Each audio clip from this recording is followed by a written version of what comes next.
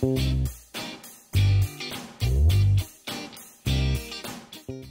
right. So we're going to do a little dodging from behind. Turn that goal around, Bennett. Good. And come on back here with me and grab yourself a ball. Okay.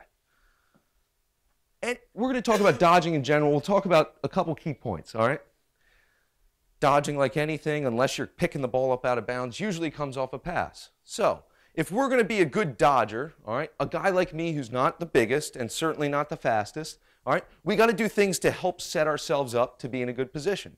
One thing I think we can do is if we come into the ball first, so we get some momentum, and then towards the cage, I think it makes a guy's job pretty difficult. Coach Petramala upstairs, he talked about the first thing is the approach, right? It's much harder to approach a moving object than it is to approach a stationary object, right? It's why those guys practice on cones first. It's just easier to get the concept. But if Bennett Johnson off a pass me that ball, Bennett, all right?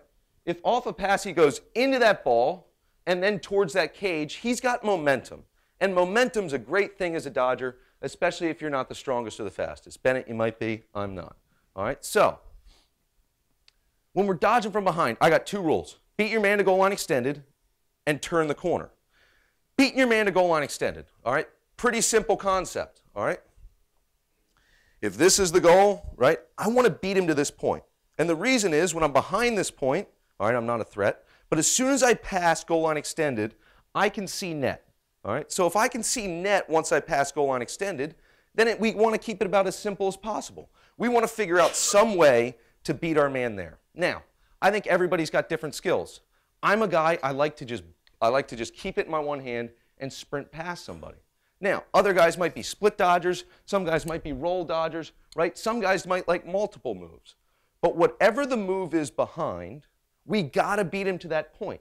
All right? It's the point where defensemen are trying to turn us back. It's the point when we pass, we can all of a sudden see some net. So whatever it is, we want to beat him to that point. Now, I will say, a lot of guys, when you tell them that, they want to roll, dodge, all right, finalize, and come back. I think you keep it as simple as possible as an attackman. If you're faster than the guy, then just run by him and beat him to the spot that you want to beat him at. I think that's a pretty simple concept. The issue is guys got to work on those type of dodges. I will say down at University of Virginia, we did a lot of dummy dodges, right? You weren't getting beat up as much, but you still got to work on the moves that you were going to pull behind the cage. Now, once we get to goal line extended, in a perfect world, all right, I like to call it turning the corner. And turning the corner to me is just coming across the face of the goal as much as possible. The reason's simple. It gives you more net to shoot at, all right? It puts you in a good position to finish this ball. So, as Bennett Johnson's coming up, okay, he gets to goal line extended. Now, how do we turn that corner? Well, I teach the guys to plant their outside foot, all right, lower their shoulder and drive it across, and that will pull their body across them. Now, Bennett, you're coming up, all right? What am I taught, Bennett, at goal line extended? As a defenseman. Good. Push him out. Drive him to the corner or back behind the cage. So we know that guys are swinging this leg around, they call it closing the gate or whatever they call it, and they want to drive you back in that direction. Now, who wins, the high man or the low man, Bennett? Low man wins. So I think we come back to shoulders. If we can drop this shoulder and get it low, now all of a sudden, if we're underneath that guy's stick, we're going to win that battle and we're going to be able to come across the cage. The other thing that does is, as you drop those shoulders, where does your hands go? Good, backing away from your body. So now all of a sudden no checks are really working, right? Those hands are back, you're in a low position, you're going to continue to drive those feet and come across that cage as much as possible.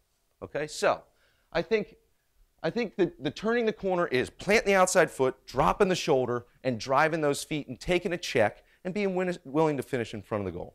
All right?